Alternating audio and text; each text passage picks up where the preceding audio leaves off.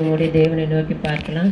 பரலோக பிதாவே, அன்பின் தகப்பனே, வானத்தின் பூமி உண்டாக்கின எங்கள் சர்வ வல்லமுள்ள தேவனை, என் தேவன் நீங்கள் பேச போறீங்கப்பா. இந்த வார்த்தை எங்களுக்கு கொடுக்க போறீங்க. எங்கள் தேவன் எங்களை பலப்படுத்த போறீங்க. ஆண்டவரை நீங்கள் வழி நடத்துகிற தேவன், எங்களை அர்ப்பணிக்கிறோம். இந்த நாளில் எங்களை மறைத்து கர்த்தருடைய ஆவியானவர் வெளிப்படுகிறார்கள். நான் சிறுகவும் நீர் பெருகவும் வேண்டும். உங்களுடைய நாமம் மகிமைப்பட வேண்டும்ப்பா. இயேசுவின் நல்ல நாமத்தில் பிதாவே. ஹல்லேலூயா. எல்லாரும் சந்தோஷமா இருக்கீங்கன்னு நினைக்கிறேன். கர்த்தருக்குள்ள எப்பொழுதும் மகிழ்ச்சியா இருங்க. எவ்வளோ டயர்டாக இருந்தாலும் அவரை நினைக்கும் போது சந்தோஷமா இருக்க. தப்பு பண்ணால் உடனே போய் அவர்கிட்ட கட்டி பிடிச்சிட்டு அழுவேன். அதே மாதிரி செய்யுங்க. ஆண்டவர் நம்மளை உடனே என்ன பண்ணிடுவார். சின்ன சின்ன தப்பு செஞ்சுக்கிட்டே இருப்போம். போய் திருப்பி அவர்கிட்ட ஒட்டிக்கோங்க. கண்டிப்பாக ஆண்டவர் ப்ரெஸ் பண்ணிக்கிட்டே இருப்பார். பயப்படாதீங்க. நம்ம ஆண்டவர் நம்ம கூடவே இருக்கிறாரு, வழி நடத்துகிறவராக இருக்காரு. இந்த நாளில் கூட தேவன் பாருங்க, இன்னைக்கு ஆக்சுவலாக இன்னைக்கு விக்ரம் பிரான்சிஸ் அண்ணன் தான் மெசேஜ். இன்னைக்கு அவர் இன்னைக்கு திடீர்னுட்டு நான் 4வது வாரம் வரேன், இன்னைக்கு வரல அப்படின்னு சொல்லிட்டாங்க. ஆனாலும் ஆண்டவர் தேவன் நமக்கு கொடுக்க நினைத்த அந்த வார்த்தைக்காக நம்ம ஸ்தோத்தரிக்கலாம். எல்லாரும் திருப்பிக் கொள்வோம். நீதிமொழிகள் 14ஆம் அதிகாரம் 2வது வசனம்.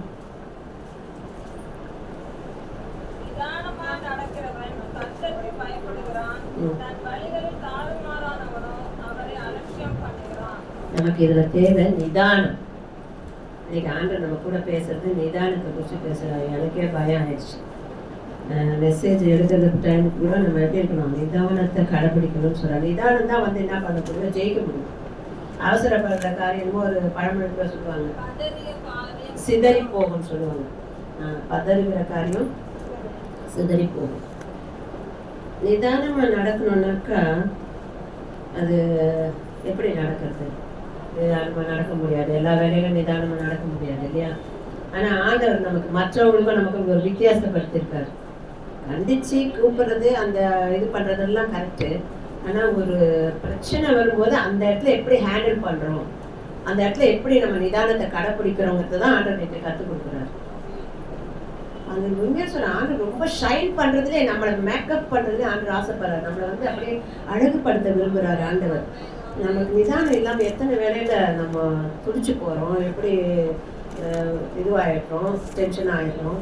ஆனால் ஆண்டவர் பாருங்க என்ன அழகாக நமக்கு சொல்லி கொடுக்குறாரு பார்த்தீங்களா? நிதானமாக நடக்கிறவன் தான், கர்த்தருக்கு பயப்படுறவன் தான் நிதானமாக நடக்க முடியும். கர்த்தருக்கு பயப்படாதவங்க நிதானமாக நடக்க முடியாது. அவங்க ஆர்குமெண்ட் பண்ணுவாங்க, சண்டை போடுவாங்க. சண்டை போட்டால் என்ன பண்ணுவோம், சேத்துல விழுந்து ஏந்திரிக்கிற ஆளாக தான் இருக்கும். அப்போ கர்த்தருக்கு பயப்பட பயம் எனக்கு இருக்கான்னு இனிமேல் நாம தான் டெஸ்ட் பண்ணிக்கணும். சண்டை வரும்போது நான் எப்படி அதை ஹேண்டில் பண்ணுறேன், அதை எப்படி நான் பிரதியுத்தரம் பண்ணுறேன், நான் எப்படி அவங்கக்கிட்ட நான் என்னோட கேரக்டரை வெளிப்படுத்துகிறேங்கிறத நம்ம இந்த நாளில் நம்ம கற்றுக்கொள்ள வேண்டிய காரியம். கர்த்தருக்கு பயப்பட நிதானமாக பதில் சொல்ல முடியாது. நீ நல்லா அவர்கிட்ட பயந்து வாழும்போது தான் நீ நிதானமாக பதில் கொடுப்ப. ஒரு அரசியல்வாதி வராரு, ஒரு இடத்துல ஒரு நிறைய ஜனங்கள் எல்லாம் நிற்கிறாங்க. நிற்கும் போது அந்த இடத்துல அவங்கள பார்த்துட்டு வணக்கம் சொல்லுவார், எல்லா காரியத்தை நன்மையானதை பேசுவார். உங்களுக்கெல்லாம் என்னம்மா வேணும், அந்த இதுவாக நான் செஞ்சு முடிச்சிடுறேம்மா, நான் இதை கொடுத்துட்றேம்மா அப்படின்னு சொல்லுவாங்க. ஒரு உலகத்து மனுஷனே, ஏன்னா அவனுக்கு கொடுக்கப்பட்ட அந்த போஸ்டிங்கு, அந்த பதவி, அங்கே ஜனங்களை பார்த்து நான் கண்டிப்பாக இந்த இதுவாக நான் செஞ்சு தரேன், ரோடு போட்டு தரேம்மா, உங்களுக்கு வீடு கட்டித்தரேன் அப்படின்னு சொல்லிட்டு அந்த இடத்த ஹேண்டில் பண்ணுறாங்க அவங்க அந்த போஸ்டிங். அப்போ நமக்கு யாருன்னா போஸ்டிங்கு, ராஜாவுடைய குமாரத்திகள். நாம ஆண்டவராக இயேசு கிறிஸ்துவோடைய என்ன பண்றது, பிதாவாகி தேவனுக்கு நம்ம குமாரத்திகளா இருக்கிறோம், ராணியா இருக்கிறோம். அப்ப ராணியோட ராணி போய் அசிங்கமா பேசலாமா, கொழா சண்டை பேசலாமா, கொழா வார்த்தை பேசலாமா? உள்ளே அபிஷேகம், வெளியில கொழா சண்டை.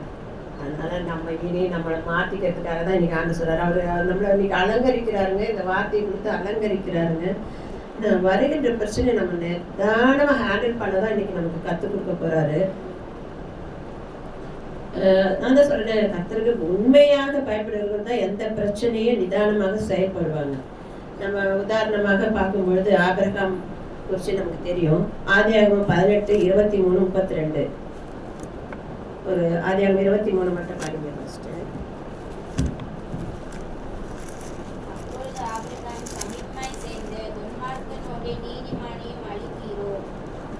அடுத்தது, பட்டணத்துக்குள்ளே ஒருவேளை 50 நீதிமான்கள் இருப்பார்கள். அதற்குள் இருக்கும் அந்த 50 நீதிமான்கள் நிமித்தம் ரட்சியாமல் அந்த ஸ்தலத்தை அழிப்பீரோ? பாருங்க, இது மாதிரி ஆண்டவர்கிட்ட போய் பேசுறதுக்கு ஆபிரகாம் என்ன பண்ணாரு, முன்பாக நின்று கொண்டுதான். அதுக்கு முன்னால பாத்தீங்கன்னாக்கா என்னன்னா, ஆண்டவர் இந்த விஷயத்த சொன்ன உடனே என்ன பண்றாரு, எல்லாத்தையும் பேசிட்டு இந்த 27வது வசனத்துல என்ன சொல்றாரு பாருங்க. அப்பொழுது ஆபிரகாம் பிரயுத்தமாக, இதோ தூளும் சாம்பலுமாய் இருக்கிற அடியேன் ஆண்டவரோடே பேச துணிந்தேன். ஆனா அதுக்கு முன்னால 25 வசனத்துல பாத்தீங்கன்னாக்கா, சர்வலோகத்துக்கும் நியாயாதிபதி நீதி செய்யாதிருப்பீரோ. அங்க ஒரு அந்த அந்த நிதானம் அந்த வார்த்தையை ஆண்டவரை புகழ்றாரு பாருங்க. நீங்க நீதி செய்யாம இருப்பீங்களா ஆண்டவரே? நீங்க நீதி செய்வீங்க ஆண்டவர். அவர் புகழ்றாரு ஆண்டவர். அவரை வந்து அப்படியே கார்னர் பண்றாரு. அந்த வார்த்தையில ஆண்டவர் என்ன பண்றாரு, நீங்க நீதி செய்யாம இருப்பீங்க, நீ நீதி அநியாயம் செய்ய மாட்டீங்க ஆண்டவரை, நீதிமான சங்கத்துக்கு தூரமா இருக்கட்டும் ஆண்டவரை, தூரம் சன்மார்க்கன்னு அழிக்க போறீங்க, நீதிமான அழிக்காதீங்க ஆண்டவரே அப்படின்னு சொல்லிட்டு, துன்மார்க்கன்னு அழிப்பீங்க, சன்மார்க்க நீதிமான அழிக்க மாட்டீங்க ஆண்டவரேன்னு சொல்றேன்னு பேசிட்டு தான் என்ன சொல்றாரு, நான் இப்படி எல்லாம் சொல்றேன் பேச துணிந்தேன்னு தன்னை தாழ்த்தி அந்த இடத்துல, ஏன்னா ஆண்டவர் கோபத்துல அங்க வந்து அழிக்க போறேன்னு வராரு. ஆனா அந்த இடத்துல எப்படி ஹேண்டில் பண்றாரு பாருங்க. அந்த இடத்துல நிதானமாக பேசுகிற அந்த இடத்துல தாழ்மை, கர்த்தருடைய வசனங்களை நீதி நியாயத்தை சொல்றாரு. நீ நியாயாதிபதி, நீ நீதி செய்கிறவர் சொல்லிட்டுன்னு அப்படியே அவரை பிரைஸ் பண்றாரு. இப்போ அந்த பிரைஸ் பண்ணி பண்ணி பண்ணி ஆண்டவர் என்ன பண்றாரு, அவர் பக்கமாக திருப்புகிறார். அடுத்தது பாருங்க, அந்த அதாவது கோபப்படாம இருப்பீங்க, இருக்காது இருங்க ஆண்டவரேன்னு சொல்லுவார் பாருங்க.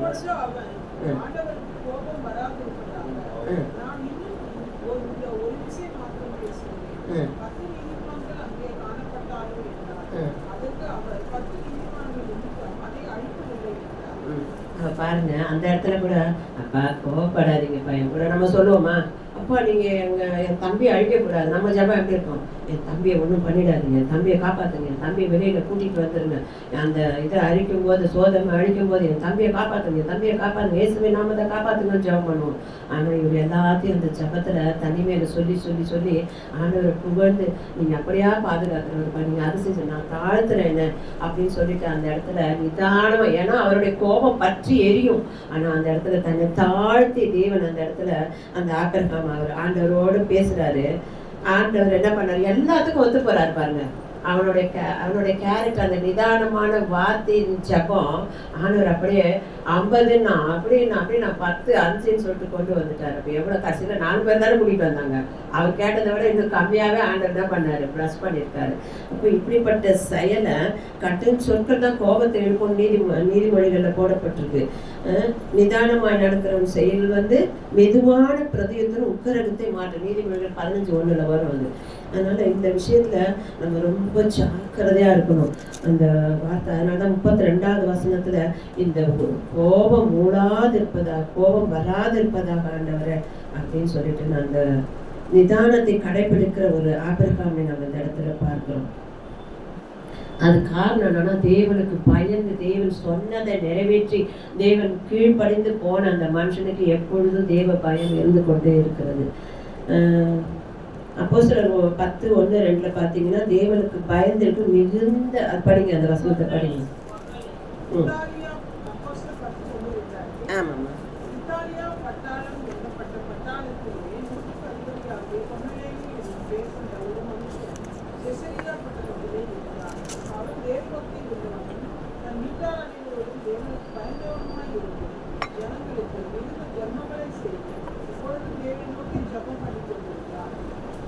நூற்றுக்கு அதிபதி கொர்நேலியு பேர் கொண்ட செசரியா பட்டணத்தான். அவருக்கு இந்த இதெல்லாம் என்ன தெரியாது, பரிசுத்த ஆவி குறித்து தெரியாது, தேவனோட முழுமையான காரியம் தெரியாது, புறஜாதி. ஆனா அவங்க என்ன பண்ணியிருக்காரு, தான தர்மங்களை மாற்ற செய்யல, ஜபம் பண்ணி கொண்டிருந்தாரு அந்த மனுஷன். தேவனுக்கு பயந்ததுனால அந்த காரியத்தை செய்தாரு. 7வது வசனம் 8வது வசனம் படிங்க. அதுலயே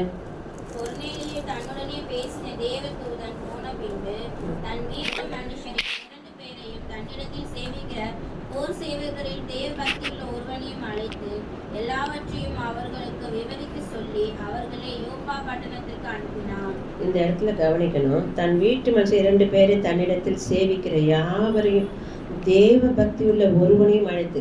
அப்ப இவரோட தேவ பக்தி அவங்க வீட்டுல இருக்கிற அந்த சேவர்கள் மத்தியிலையும் அந்த தேவ பக்தி இருக்குது. கர்த்தருக்கு பயப்படுகிற பயம் இருக்கிறவங்க தேவ பக்தி உள்ளவர்களாக காணப்படுகிறார்கள். அதனால்தான் அவங்க என்ன பண்றாரு, யோப்பா பட்டணத்துக்கு அனுப்புறாரு. அங்க போனீங்கன்னா உங்களுக்கு தெரியும். 22வது வசனம் படிங்க.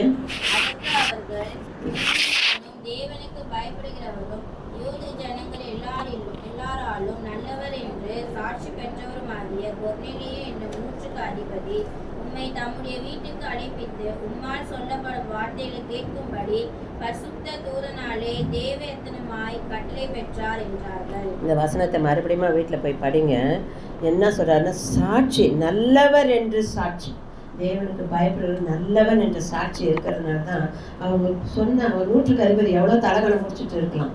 ஆனால் அவருடைய காரியம் எல்லாம் எப்படி பக்திக்குரிய காரியங்கள், வீட்டால் வேலை செய்கிறவங்களே தேவ பக்திக்குள்ள நடத்தி கொண்டு இருக்கிறார். இப்போ எல்லாருக்குள்ளவும் அவங்க அந்த ஜபத்தில் கூப்பிட்டு உட்கார வச்சிருக்காரு. எல்லாருக்கும் முன்பாக தன் சாட்சியாக இருக்காரு. எல்லாருக்குள்ளவும் நிதானம் எங்கன்னா பேசுன அதிகாரமாகவே கூப்பிடல, நிதானமாக நடந்துக்கிட்ட அந்த சம்பவம் தேவனுக்கு பயப்படுகிற பயம்தான் அந்த இடத்துல. அதனால்தான் நல்லவர் என்று சாட்சி பெற்றவராகிய கொர்நேலியு. இந்த மாதிரி பேர் ஆண்டவர்கிட்ட நான் நல்லவன் என்று சொல்வானே. ஆனால் ஆண்டவர் நம்மளால நல்லவங்களா இருக்கணும்னு ஆண்டவர் விரும்புகிறார். அந்த இடத்துல நம்ம நல்ல பிள்ளைங்கன்னு சாட்சி பெறணும். அது தேவனுக்கு கிரீடம், முல்லா இல்லை, கிரீடமாக இருக்கும். நல்லவன் என்று சாட்சி பெறும்போது கிரீடமாக இருக்கும். இப்போ நம்ம அந்த பிரதியுத்தரம் எப்படி இருக்கணும், மெதுவான பிரதியுத்தரம், உட்கரத்தை மாட்டோம். கடும் சொற்களும் கோபத்தை இழுக்கும். அப்போ நான் இந்த லீடராக இருக்கேன், நான் இந்த இதில் இருக்கேன், அதிகாரியாக இருக்கேன், இல்லை என் குடும்பத்தில் நான் பெரிய தலைவனாக இருக்கேன், தலைவியாக இருக்கேன்னாக்கா நம்மளோட நிதானத்தை இழக்கிற சூழ்நிலை வரக்கூடாது. நம்ம நிதானமாக நம்மளை ஹேண்டில் பண்ணணும் குடும்பத்தை. நம்ம எல்லாரும் அனாவசியமாக பேசிடுறோம். ஒரு பெரிய சபை நடத்துறதாகட்டும், இல்லை ஒரு பெரிய மீட்டிங் நடத்துறதாகட்டும், இல்லை ஒரு அரசியலில் இருக்கிற காரியங்களாகட்டும், எல்லாவற்றிலும் அந்த நிதானத்தை கடைப்பிடிச்சாதான் அது சரிப்பட்டு வரும். மாத்திரம் இல்லை, அந்த பயப்படும் போது நமக்கு விரோதமாக நிறைய பேர் எழும்புவாங்க. எழும்புனா கூட என்ன பண்ணணும், அவங்க சமாதானத்துக்கு கொண்டு போகணும். அந்த சமாதானத்தை பேசுறதுக்கு நம்ம மெதுவான பிரதியுத்தரம் யூஸ் பண்ணணும். என்ன ஒரு சகோதரி ரொம்ப காயப்படுத்தியிருந்தாங்க. ரொம்ப காரணமே இல்லாமல் பயங்கரமாக காயப்படுத்திட்டாங்க. அதனால் விட்டுட்டேன். அதுக்கப்புறம் அவங்ககிட்ட அதை குறிச்சே பேசல. அதுக்கப்புறம் சாதாரணமாக நான் உண்மையாகவே அவங்களுக்கு ஃப்ரெண்ட்ஸாகவே இருந்துகிட்டே இருந்தேன். எல்லாத்துலேயும் ஃப்ரெண்ட்ஸாக இருந்தேன். அதுக்கப்புறம் அவங்க சேஞ்ச் ஆகிட்டு அவங்க எங்ககிட்ட ரொம்ப நெருக்கமாக பழக ஆரம்பித்தாங்க. அப்புறம் அவங்களுக்கு ஒரு பலகீனம் வந்துச்சு. அந்த பலகீனத்தில் அவங்களுக்கு எல்லாம் மருத்துவம் செய்து அவங்களுக்கு எல்லாம் என்னென்ன காரியம் செய்யணுமோ செய்ததும் அவங்க அப்படியே மகிழ்ந்து என்னை ப்ளஸ் பண்ணுறாங்க. இப்போ நம்ம தாழ்ந்து போகணும். அதெல்லாம் செய்வாங்கன்ட்டுலாம் நான் செய்யலை. நம்மளுடைய மனசு எப்படி இருக்கணும், அவங்க அப்படி செஞ்சாலும் அவங்களுக்கு உடம்புக்கு இருக்கிற பலகீனத்தில் நான் போய் ஹெல்ப் பண்ணி எல்லாம் செய்ததுனால அவங்க ஆசீர்வதிக்கிறாங்க. எதுக்கு, நம்ம நல்லவங்கன்னு சாட்சி இல்லை. என் கர்த்தர் என்ன பிளஸ் பண்ணியிருக்காரு. அவங்க என்னை திட்டினாங்க, என்னை அசிங்கப்படுத்தினாங்க, ஆனால் அவங்களுக்கு நான் நன்மை செய்யணும் அப்படிங்கிற எண்ணம் வரும்போது தான் நீங்கள் கர்த்தருக்கு முன்னால் நீங்கள் நல்ல பிள்ளையா இருக்க முடியும். மனுஷங்க பாராட்டணும்னு அவசியம் இல்லை தேவனுக்கு. அப்போ அன்னைக்கு பேசின பேச்சுக்கு நம்ம ஒரு நிமிஷம் போய் அவங்ககிட்ட திருப்பி சண்டை போட்டு 50 பேர்கிட்ட சொல்லியிருந்தேன்னா நான் இன்னைக்கு இந்த ஆசீர்வாதத்தை பெற்றுக்கொள்ள முடியாது. அன்னைக்கு மனதில் வச்சுக்கிட்டு பரவாயில்ல கர்த்தர் பார்த்துக்கிட்டோன்னு விட்டுட்டதுனால இன்னைக்கு அவங்க என்னை ரொம்ப நேசிக்கிறாங்க. எல்லா காரியங்களும் எனக்கு அனுப்பி விடுறாங்க. இப்போ இதெல்லாம் காரணம் என்னன்னா, கர்த்தர் நிதானமாக நடக்க அந்த நாள்ல கர்த்தர் நமக்கு பலன் கொடுத்துருக்காரு. கர்த்தருக்கு ஸ்தோத்திரம். அதனால பிரதியுத்தரம் மெதுவாக நடக்கணும். அப்போ இந்த கொர்நேலியுக்கு இப்படிப்பட்ட ஒரு ஆசீர்வாதம் கிடைச்சிருக்கு. அதனாலதான் பாருங்க, இந்த பேதுரு கூட அந்த தரிசனத்தை பார்த்துட்டு இவங்க கூப்பிட்டதை நான் ஏன் வரணும், நான் அப்போஸ்தலர் பெரிய பேதுரு, இவன் ஒருத்தருக்காக நான் வரணுமான்னு நினைக்கலங்க. அவர் நல்ல சாட்சியோடு அங்கே வர இருப்பாரு. அந்த ஒரு பெரிய அதிகாரமுடைய பெரிய போப்பே அவர் தான். பேதுருக்கு மேலதான் சபையை கட்டப்படும் சொன்னவர். அவருக்கு ஒரு தரிசனத்தை காமிச்சு 35வது வசனம் படிங்க. அதுல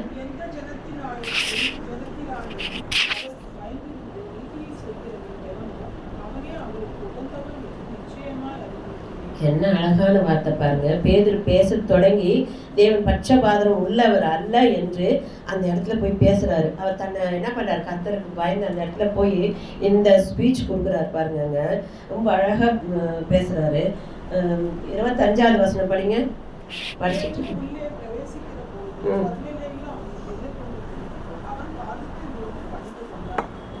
அடுத்தது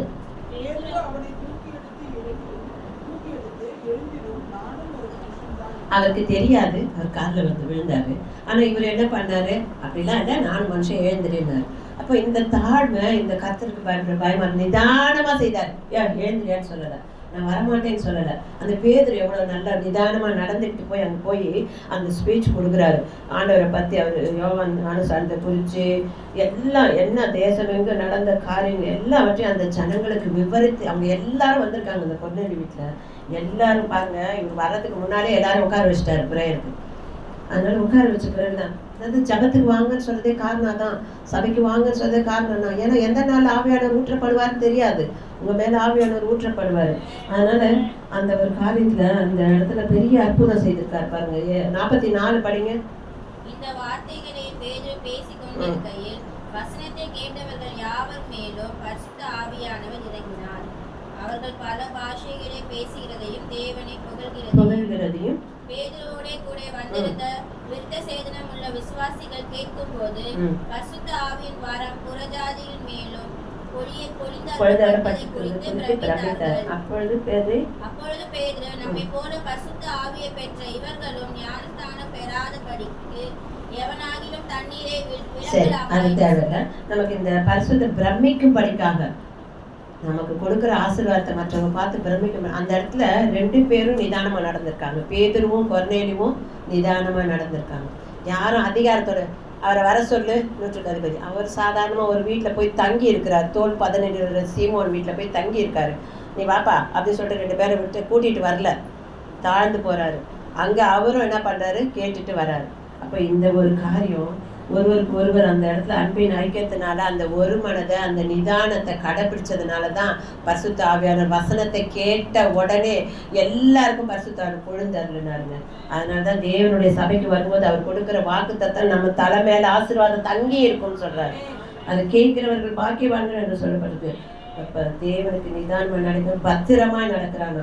பேதுரு பிரத்யுத்தரமாக சொன்ன அத்தனை வார்த்தையும் பார்த்தீங்கன்னாக்கா அந்த அவங்கள மனதார வார்த்தை ஆசீர்வதித்திருக்காரு இல்லையா. அதனாலதான் ரொம்ப நம்ம நடந்துக்கக்கூடிய ஒரு நிதானத்தை கடைபிடிக்கிறவங்களா காணப்படணும். நிதானமா பேசுற ராஜாக்கள் பிரியப்படுவார்களாம். நீதிமொழிகள் 16:13 படிங்க.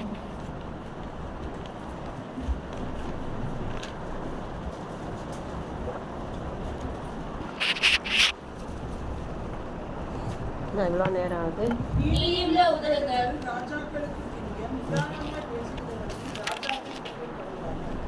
ஆமென். ராஜாக்கள் பிரியப்படுவாங்க. நம்ம பேசுற வார்த்தை பிரியப்படுவாங்க. ஏன்னா அந்த தண்ணி மோட்டர் போட்டுருவாங்க. நீங்க காலையில போட்டுடுவோம், அப்போ போட்டுட்டாங்க, திரும்ப 2வது போட்டு விட்டாங்கன்னு எனக்கு என்ன 2-3 போன் வரும். அங்கேருந்து தண்ணி ஒழுகுது டேங்க்லன்னுவாங்க. இன்னொருத்தவங்க என்ன பண்ணுவாங்க, நான் இப்போ தான் ஆஃப் பண்ணிட்டு வந்தேன், யாரோ போட்டிருக்காங்க, அந்த கறிக்கடைக்கார் போட்டிருக்காருன்னு சொல்லுவாங்க. உடனே என்னை அப்படியே எல்லாரும் ஃபோன் பண்ணி என்னை அப்படியே டென்ஷன் கிளப்புவாங்க. சரின்னு சொல்லிட்டு நேற்று மழையில் போனேன். அக்கா என்னக்கா அப்படின்னா, அவன் ஒரு அக்கா போட்டான் பாருங்க, என்னோட கோபமெல்லாம் எங்கேயோ போயிடுச்சு. போயிட்டு ஏண்டா தம்பி போட்டேன், இப்போ தானே போட்டோம். இல்லைக்கா 20 நிமிஷம் தான் அக்கா போட்டாங்க அப்படின்னு. என்ன பண்ண, சரி இனிமேல் 2வது போடாத, மோட்ரு போயிடுச்சுன்னா நம்ம சுத்தமாக தண்ணி போயிடும், அதனால செய்யாத நான் சொல்லிட்டு ரொம்ப அழகாக பேசிட்டு வந்தேன். வீட்டுக்கு வரையில சிரிச்சுக்கிட்டே வந்தேன். ஐயோ என் கோபத்தை இதுங்க கிளப்பி விடுங்க, ஆனால் கர்த்தரோ எனக்கு ஒரு கிருபையை செய்தாரு, நன்றி சொன்னேன். நான் இதுக்காக சொல்லுவேன், நம்ம கோபத்தை கிளப்பத்துக்கு 4 பேர் இருப்பாங்க, போ நீ போய் மாட்டிக்கோன்னு சொல்கிற மாதிரி நம்மளை ஏற்றி விட்டு முன்னால் அனுப்புவாங்க. அம்பா நம்மளை யூஸ் பண்ணிப்பாங்க, அவங்க பின்னால் நின்றுடுவாங்க இல்லையா. அதனால ராஜாவுக்கு பிரியமா, சரிக்கா நான் போட்டக்கா இனிமே அப்படின்ற பதில் நமக்கு கிடைக்குது. நீதிமொழி 14:35 அதே தான் வரும்னு நினைக்கிறேன். பாருங்க, நீதிமொழிகள் 14:35.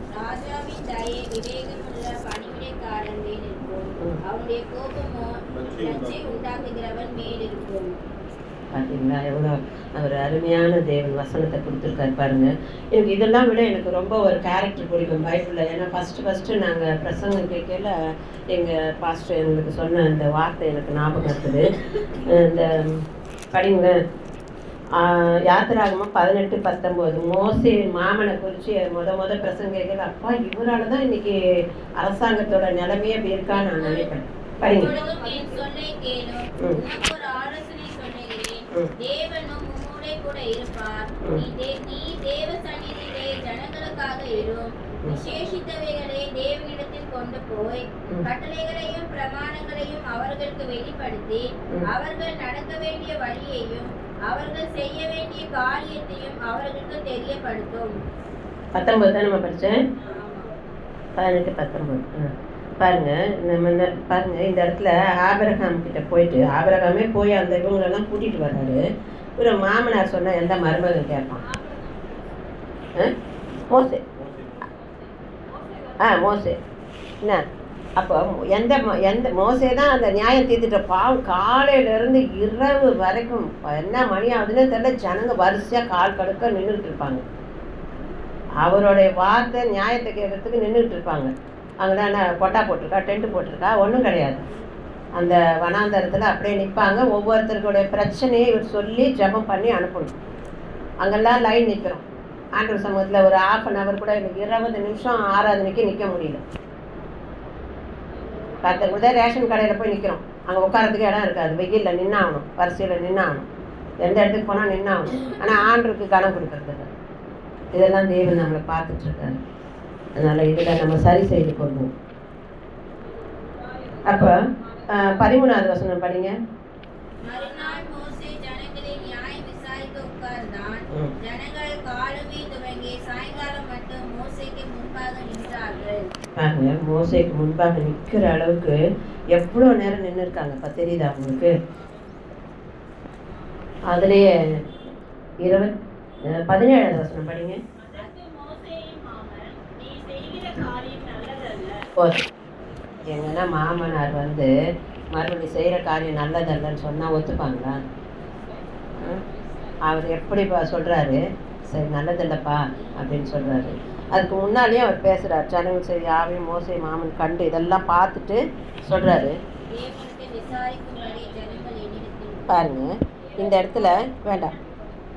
நான் என்ன சொல்ல வரேன்னாக்கா, நிதானமாக பதில் சொல்கிற மோசையை பாருங்க. அடுத்தது படிங்க. இப்போ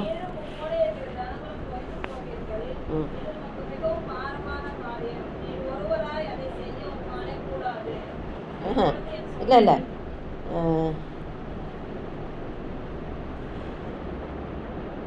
இது 24 படிமா. போதுமா? அப்போ நிதானத்தை எப்படிப்பட்ட ஒரு பெரிய ஆலோசனை அந்த மாமனார் கொடுக்குறாரு. அதை குறித்து திங்க் பண்ணி அதை நிதானமாக அதை குறித்து ஒவ்வொரு ஸ்டெப்பாக மாமனார் சொல்லித்தராரு. அந்த எத்தனை சொல்லித்தராரு. 100 பேருக்கு அதிபதி, 50 பேருக்கு அதிபதி, இதை கவுன்சிலருங்க. இப்போ இதெல்லாம் இந்த சட்ட திட்டங்கள்லாம் வர்றதுக்கே ஒரு காரணமாக அவர் இருக்கார். ஏன்னா ஆவடி மொழிக்கு ஒரு கவுன்சிலர் போட்டால் முடியுமா? இந்த இருக்கிற ஒரு 5 தெருவு போட்டால் அந்த கவுன்சிலருக்கு எல்லா பேரும் தெரியும். ஒரு சாவுனா அந்த வீட்டுக்கு வந்து மாலை போடுவார். ஒரு திருமணம்னா வந்து வாழ்த்து சொல்லுவார். அந்த ஏரியாவில் இருக்கவங்க அவ்வளோ பேரும் தெரியும். ஒரு 5 தெரு 6 தெரு அவங்க கொடுத்துட்டு அவங்க அதில் இருந்து பார்த்துக்கணும். அந்த தெருவுக்கு என்ன தேவை, என்ன நன்மை செய்யணும் அப்படிங்கிற அந்த கவுன்சிலர் வேலை. அப்போ இந்த மாதிரி கரெக்ஷன் பண்ணி கொடுத்த நிதானமாய் பதில் சொன்ன மோசேக்காக ஒரு கைத்தட்டல் கொடுத்துடலாமா? கரங்களை தட்டலாமா? அப்போ நமக்கு இதெல்லாம் நம்ம கேட்குறோம். மோசேவை பற்றி ஆபிரகாம் பற்றி பேசுகிறோமே, இதெல்லாம் நாம் செய்யணும்னு தான் நீங்கள் ஆண்டு சொல்கிறாரு. ஒருத்தவங்க நல்ல ஆலோசனை சொன்னால் கேளுங்க. ஒருத்தவங்க நல்ல ஆலோசனை கர்த்தருடைய வார்த்தையில் ஆலோசனை சொல்லும்போது கேட்கணும். அதை விட்டுட்டு நம்ம கேட்காம இருந்தோம்னா அந்த ஆலோசனையை நம்ம கடைபிடிக்கலன்னு அர்த்தம். புரியுதா? அதனால தான் நிதானமாக நடக்கிறதுக்கு இது ஒரு பெரிய ஆசீர்வாதம். ஆனால் நிதானத்தை இழந்து போகிறதுக்கு காரணம் என்ன? அதை எதனா ஒன்று சொல்லுங்களேன். கோவம் தான் மனுஷனுக்கு. இன்னொன்று இருக்குது, அது யார் சொல்கிறீங்கன்னு பார்க்குறேன். நிதானத்தை இழக்கிறதுக்கு ஒரு முக்கியமான ஒரு விஷயம்.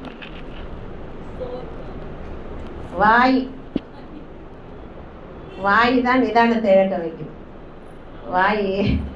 வாய் தான் மெயினான நிதானத்தை இழக்கிறதுக்கே வாய் தான் காரணம். அவன் போடானா இவன் போடினுவான், அவன் போடினா இவன் போடானுவான் இல்லையா? நிதானத்தை இழக்கிறதுக்கு காரணமே வாய் தான், எதிர்பேச்சு தான். அதனால் இந்த ஒரு காரியங்கள்லாம் நம்ம பார்க்கும்போது நம்ம பிரச்சனைக்கு மனக்குழப்பம் வரும்போது நம்ம ரொம்ப நிதானத்தை இழக்கிறோம். கிடைக்காத ஒன்றுக்காக சண்டை போடுவோம். கிடைக்காதுன்னு தெரியும், ஆனால் அதுக்காக பெரிய நிதானத்தை இழந்து பேசுவோம். கவலை கண்ணீர் இருக்கிற சூழ்நிலையிலேயே நிதானத்தை இழந்து போகிறோம். நிதானத்தை இழந்து போகிற சூழ்நிலையை பாருங்கள். கவலை கண்ணீர் வரும்போது நிதானத்தை இழந்து போயிடுறோம். கோபம் என்ன பண்ணோன்னா கண்டிப்பாக துன்பத்தை கொண்டு வந்து நிறுத்தும். நம்முடைய கோபம் வந்து ஒன்றுத்துக்கும் நீதிக்கு கிடையாதுன்னு ஆண்டவரே சொல்லியிருக்காரு. தேவனுடைய நீதியை நடப்பிக்க மாட்டாது அப்போ நிதானத்தை இழக்கிறதுக்கு காரணமே இந்த கோபம் தான். அது கொண்டாந்து எங்கே நிறுத்திடும்? துக்கத்தில், கண்ணீரில், வேதனையில் நிறுத்திடும். யோசிக்காமல் நம்ம எடுக்கிற முடிவு இருக்குது பாருங்கள். ஒன்று ஆலோசனை, நல்ல ஆலோசனை வருது, அதை எடுக்கணும். இல்லை நாமளே யோசிக்காமல் எடுக்கிற முடிவும் நமக்கு பாதகமாக போயிடுது. நம்ம குடும்ப பிரச்சனை வேகமாக மற்றவிட சொல்லிட்டோம்னால நிதானத்தை இழந்துட்டோன்னு அர்த்தம். நல்லவங்க, ஆவிக்குரியவங்க, நம்பிக்கைக்குரியவங்க கிட்ட ஷேர் பண்ணும்போது தான் அவங்க நமக்காக ஜெபிச்சு இன்னும் இந்த பிள்ளை நல்லா இருக்கணும், இன்னும் இந்த பிள்ளை வாழணும் அப்படின்னு நினைப்பாங்க. அதனால் அந்த காரியத்தில் ஜாக்கிரதையாக பொறுமையாக ஹேண்டில் பண்ணணும். தலைகணம் ஆணவம் வந்துட்டாலே நிதானம் போயிடுச்சுங்க. தலைகணமும் ஆணவமும் வந்துட்டாலே நிதானம் காற்றுல போயிடும். அது எந்த பக்கம் இருக்குன்னே தெரியாது. எனக்கு எல்லாம் இருக்குது, எனக்கு எல்லாம் தெரியும்னாலே 0 கோபம் வந்து எல்லாம் வந்து நாம் ஜீரோவாக இருப்போம். ஆனால் நம்ம ஹீரோ மாதிரி ஆக்ஷன் பண்ணிகிட்டு இருப்போம். ஆனால் ஒன்றும் நிலையாக இருக்காது. ஆமேன். ரொம்ப ஜாக்கிரதையாக இருக்கணும். கோபத்துக்கு ஒரே ஒரு விஷயம் ஆப்போசிட் இருக்குன்னா தெரியுமா? பொறுமையாக இருக்கும்போது கோபத்தை தள்ளி விட்டுடலாம். பொறுமை வந்துச்சுனால கோபம் ஓடிடும் இல்லையா? சண்டை போட்டோம்னால நம்ம சாக்கடையில் குளிச்சுட்டு ஏந்துக்கணும்னு அர்த்தம். பண்ணின்னு நினச்சிக்கோங்க. சண்டை போட்டு தண்ணியில் இறங்கி ஏறுறது எது? பண்ணி தான் இறங்கி ஏறும். நான் ரொம்ப நாளாக பண்ணி இல்லைன்னு நினச்சேன். ஒரு நாள் ட்ரெயினில் வரேன், ஆவடி சொல்லிட்டு பண்ணியை பார்த்து பயந்துட்டேன். நான் 2-3 பண்ணி டுக்குன்னு மேட்டில் ஓடுது. ஐயோ, நம்ம காமராஜர் நகர் எவ்வளோ சுத்தமாகிடுச்சு. இதெல்லாம் பண்ணி தருவா இருக்கும். எங்கே பார்த்தாலும் பண்ணி போவோம், பயப்படுவேன் நான். ஐயோ, பண்ணி வந்த வெளியெல்லாம் பூந்து அப்படியே நல்லா விதை போட்டிருப்போம். அந்த இடத்துல குழி போட்டு குமிச்சு வச்சுக்கோங்க. காலையில் எழுந்து பார்த்தா குழியாக பண்ணி வச்சுப்போம். அவ்வளோ டென்ஷன் ஆகும். ஆனால் இப்போ பார்த்து இல்லைன்னு நினச்சேன். மாதிரி நம்ம போய் விழுந்து எழுந்தோம்னா நம்ம என்ன பண்ணோம்? பண்ணி இடத்தை சேர்ந்தவங்களாயிடும். நம்ம யார்? ஆணுடைய ஆட்டுக்குட்டி. ஆட்டுக்குட்டிக்கு நிதானம் உண்டு, ஆட்டுக்குட்டிக்கு இது உண்டு. ஆட்டுக்குட்டியே ஆட்டு ராசில் இருக்க நம்மளாம் தேவனுடைய ஆட்டுக்குட்டிங்க இல்லையா? அதனால் அதை ஞாபகத்தில் வச்சுக்கோங்க. இப்போ அந்த இறங்காதீங்க. ஆனால் 2 விஷயம் நான் சொல்லியிருக்கேன். பொறுமையை கடைப்பிடிக்கனால இன்னொரு ஈஸியாக நம்ம கோபத்தை தணிச்சுக்க ஒரு வழி இருக்குது. கோபப்பட்டால் வீடுங்களில் என்ன தெரியாங்களா? எங்கள் அப்பாலாம் சொல்லுவார், தண்ணி குடின்னுவார். கோபப்பட்டால் தண்ணி குடிக்கணுமா? அது உண்மையிலே சயின்டிஃபிக்கலாக அது வந்து அந்த கோபத்தை ஆற்றும். கோபம் வந்தாக்க ஒரு சொம்பு தண்ணி எடுத்து குடிச்சிடுங்க கோபம் வரையில. அது உண்மையிலே மைண்ட், அது பயங்கர ரிலாக்ஸேஷனுங்க. அது உண்மையாக அது நடக்குது. உண்மையில முதியோருங்க அந்த காலத்தில் சொன்னது 100% உண்மை. அவங்க இப்போல்லாம் பாருங்கள், அந்த பழைய தண்ணியை குடிங்கன்னு இப்போ அப்படியே ஃபேமஸ் ஆகுது. அன்றைக்கே நம்ம ஊருங்களில் இவங்க தாத்தாலாம் வெங்காயம் பழைய தண்ணி குடிச்சிட்டு வயலுக்கு போவார். நானும் வர பெரிய பாட்டு ஓடுவேன் அவங்களோட இந்த வெத்தலை தோட்டத்துக்கு. அவர் வெறும் பழைய குடிச்சிட்டு வருவார், நான் வெறும் பாலை குடிச்சிட்டு போவேன் அவர் கூட. என்ன அப்போ இது பாருங்க, இந்த இடத்துல பார்க்கும்போது ஒரே ஒரு விஷயம் இருக்குதுங்க. மௌனமாக இருந்துருங்க. மௌனம் ஜெயிச்சிடும், நிதானத்தை கொண்டு வந்துடும். மௌனமாக இருக்கும்போது நிதானத்தை கொண்டு வந்துடுங்க.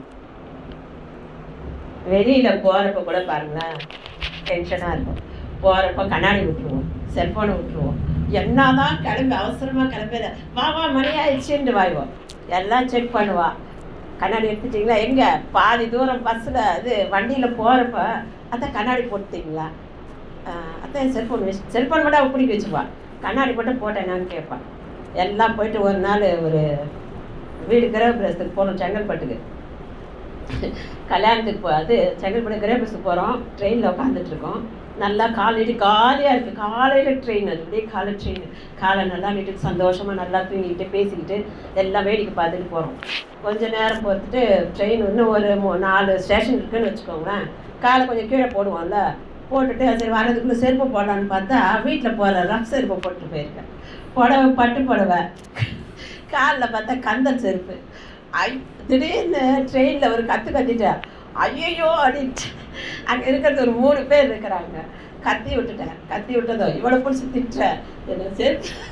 செருப்பு மாற்றி போட்டிருக்கேன் கேட்டியா நீங்கள்? ஏன்னா இருட்டில் நாங்கள் கிளம்பணும், 5:30க்கு கிளம்பணும். 3 செருப்பு இருக்குது, எதை மாட்டினேன்னு தெரியல. அப்போ யோசித்து பாருங்க, அந்த நம்மளோட நிதானத்தை இழக்கிறது ஒரு சின்ன விஷயத்தை கூட நிதானத்தை இழக்கிறோம். அதனால் சொல்லிட்டேன், நீ செல்ஃபோன் எடுத்தியா, கண்ணாடி எடுத்தியா, எல்லாம் கேட்குறல்ல, இனிமேல் அடுத்தது அது ஒரு லிஸ்ட்டு சேர்த்துக்கும். செப்பல் சரியாக போட்டுருக்கீங்களான்னு கேட்டுவாங்க. பாவம் மேனேஜர் டேமேஜராக ஆகிட்டுருக்கு. இவனுக்கும் அதே தான். அதே மாதிரி தான் செல்ஃபோனை விட்டுட்டு போயிட்டு எங்களை டென்ஷன் பண்ணோம். எனக்கும் ரொம்ப செல்ஃபோன் ஆஃபீஸ்லேருந்து எல்லோரும் போகணும். ஹிந்திக்காரன் ஹிந்தியில் பேசுகிறான், என்ன பண்ண முடியும்? ஹிந்தியில் பேசுகிறேன். ஐயோ ஹிந்தியில் பேசுவார், நான் எடுக்க மாட்டேன்றா. தமிழ் கால் வந்தால் எடுப்பார், ஹிந்தி ஆளுங்க பேசுனா எடுக்க மாட்டேன். நேற்று ஃபுல்லாக ஃபோன் டார்ச்சர் எங்கள் வீட்டில் அப்படிப்பட்ட. இதில் வேறு ஸ்டேஷன் வரைக்கும் ஓடுறா.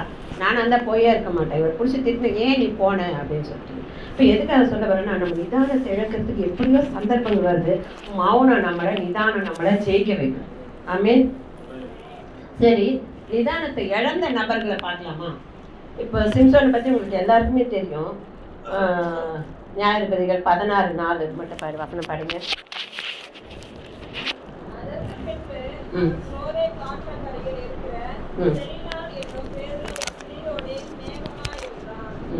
ஸ்நேகமா இருந்தான். அவன் என்ன பண்றான்னா, அது நிறைய வசனங்களா இருக்கு, வேண்டாம். அவன் என்ன பண்றா, அவனுடைய அவனை வந்து கொல்றதுக்காக பெலிஸ்தருங்கிற முயற்சி பண்ணும்போது அவனை கொல்லவே முடியல. எதுல கட்டி போட்டாலும் அவன் ஒரே தட்டினாலும் அது எல்லாமே தெறிப்புண்டு போகுது. அந்த எப்படிப்பட்ட கயத்தை கட்டினாலும் அவனை ஒன்றும் பண்ண முடியல.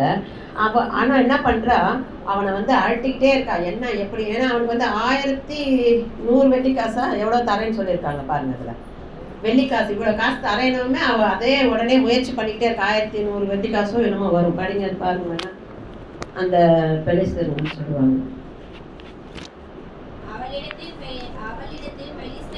அந்த வசனம் சொல்லு.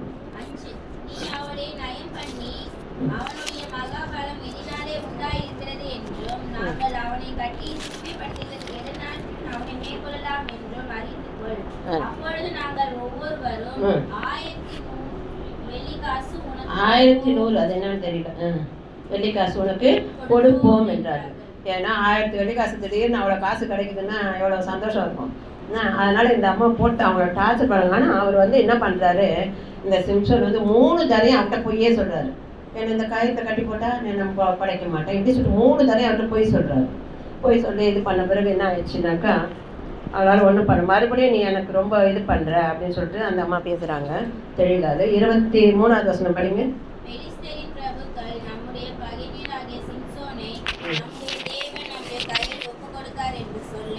தங்கள் தேவனாகிய தாகோனுக்கு ஒரு பெரிய பலி செலுத்தவும் சந்தோஷம் கொண்டாடவும் கூடி வந்தார்கள்.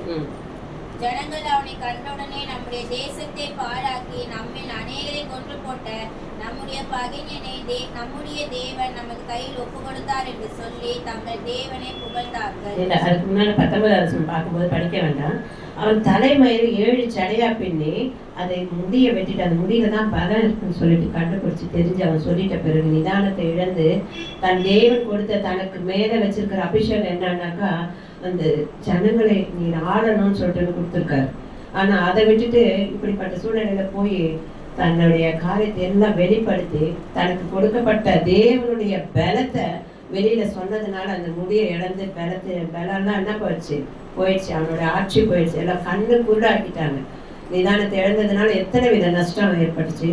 ஆனாலும் 20 வருஷமோ என்னமோ அவன் அந்த இதை ஆண்டு இருக்காரு இந்த ராஜா.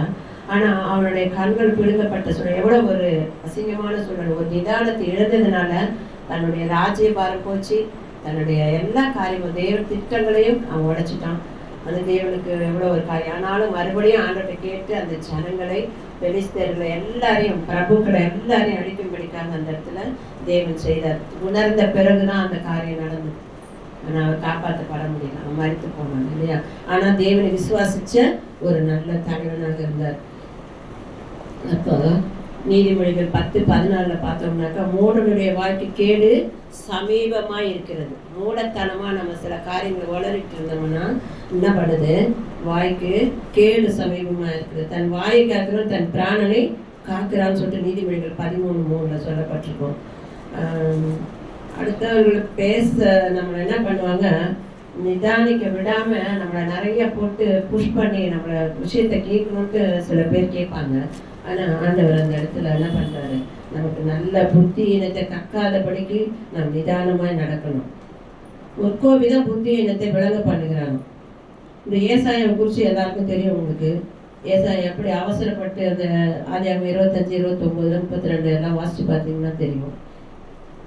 அந்த கூழுக்காக ஏசா என்ன பண்றாரு, கூழுக்காக போயிட்டு 33வது வசனம் படிங்க. 25, 33, 28 படிங்க. ஃபர்ஸ்ட் ஆதியாகமம் 25, 28 படிங்க.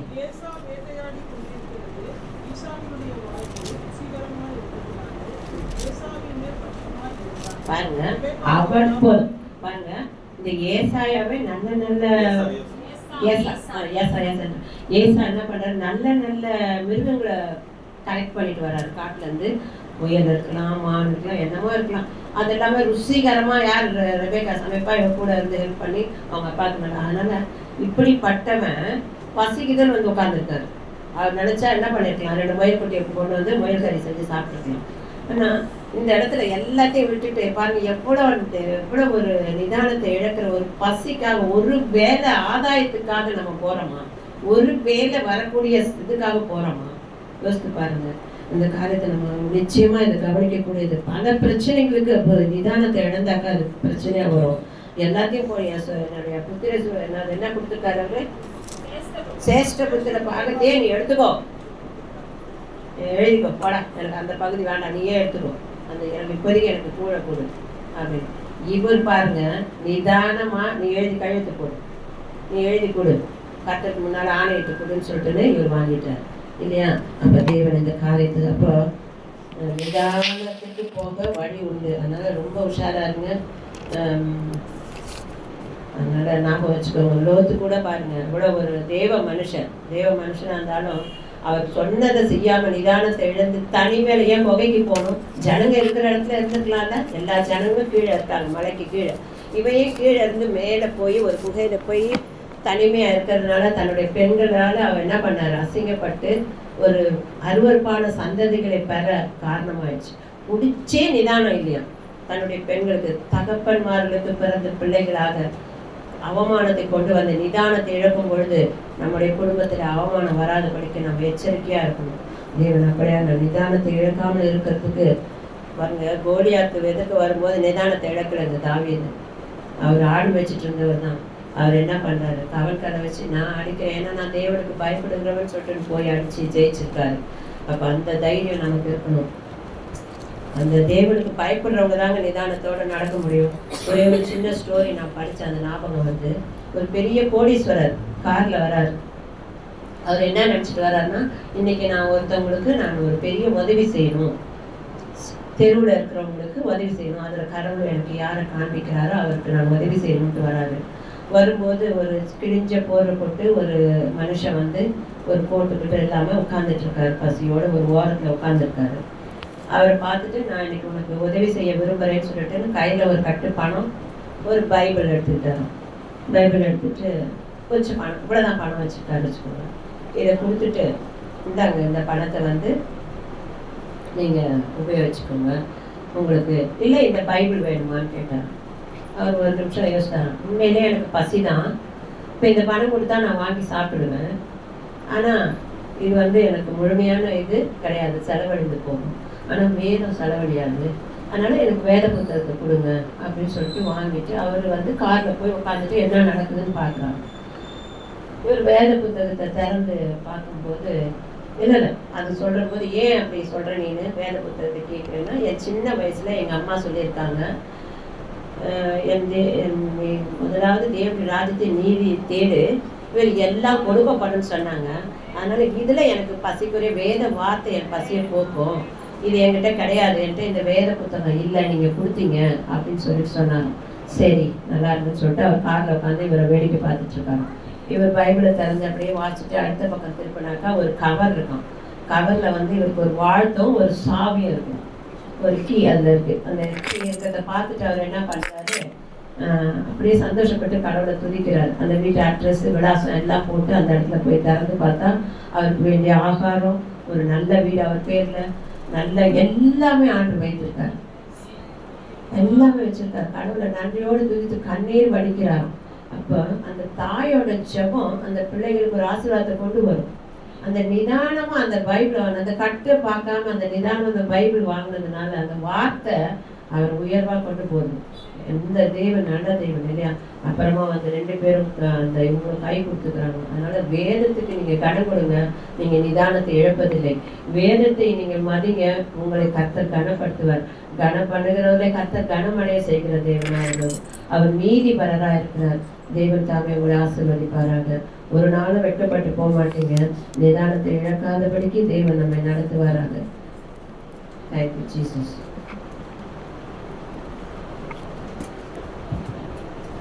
ஹல்லேலூயா. கர்த்தர் நீடிய சாந்தம் உள்ளவர். ஆமென்.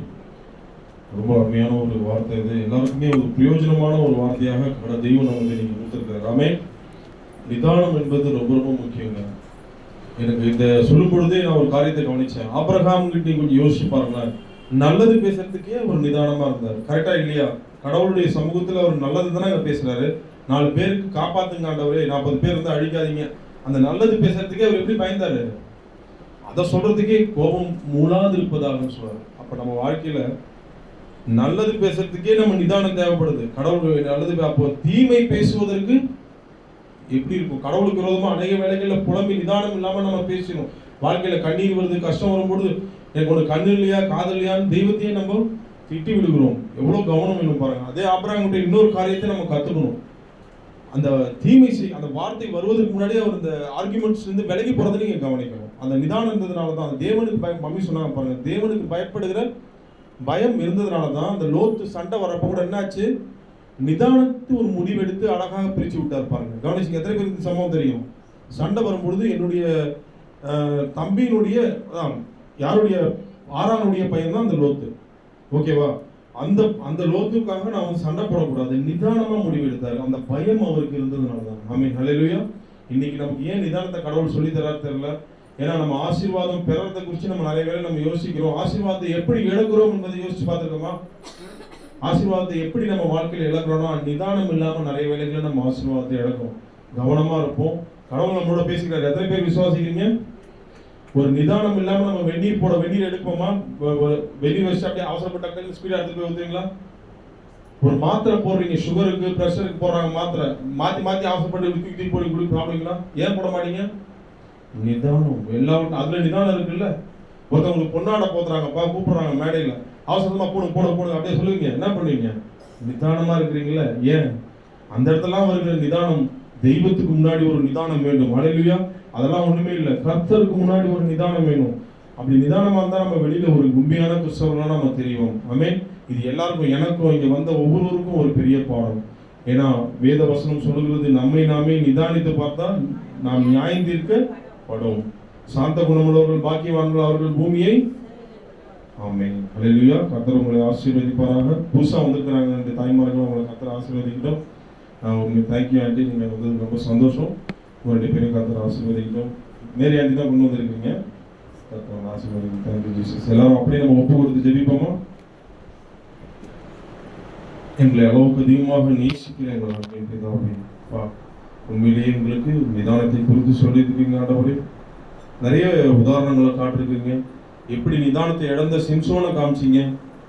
நாங்கள் எந்த அளவுக்கு கவனமா இருக்கணும். வார்த்தைகளை விடும் பொழுது நாங்கள் அபிஷேகத்தை இழக்காதபடி ஞானமான வார்த்தைகளை பேச நீங்க சொல்லி கொடுத்துருக்கீங்க.